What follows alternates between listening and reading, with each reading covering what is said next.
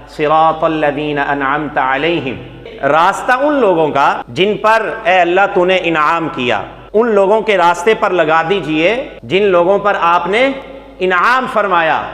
سورہ نساء کی آیت نمبر 69 میں اللہ رب العزت نے وضاحت کے ساتھ فرمایا ہے کہ وہ کون سے لوگ ہیں جن پر اللہ نے انعام فرمایا۔ وَمَن يُطِعِ اللَّهَ وَالرَّسُولَ فَأُولَٰئِكَ مَعَ الَّذِينَ أَنْعَمَ اللَّهُ عَلَيْهِمْ، کہ وہ لوگ جن پر اللہ نے انعام فرمایا، من النبیین، سب سے پہلے نمبر پر انبیاء کرام علیہم الصلاۃ والسلام ہیں، اور دوسرا ہیں والصدیقین، صدیق نبی کے اس پیروکار کو کہتے ہیں جس نے پوری سچائی کے ساتھ اپنے ظاہر اور باطن کو درست کر لیا ہو، جیسا کہ حضرت ابو بکر صدیق رضی اللہ عنہ۔ اور تیسرے نمبر پر فرمایا والشہداء، کہ شہید شہداء جو اللہ کے راستے میں جنہوں نے اپنی جانیں قربان کر دیں۔ اور چوتھے نمبر پر فرمایا والصالحین، کہ وہ لوگ جن پر اللہ نے انعام فرمایا وہ ہیں جن کو اللہ نے نیکی کی توفیق عطا فرما دی۔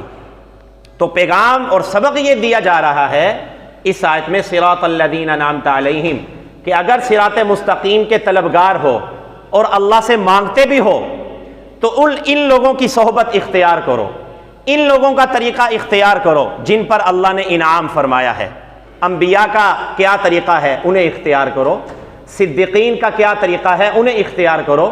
شہداء کا کیا طریقہ ہے ان کو اختیار کرو، نیک لوگوں کا کیا طریقہ ہے ان کو اختیار کرو۔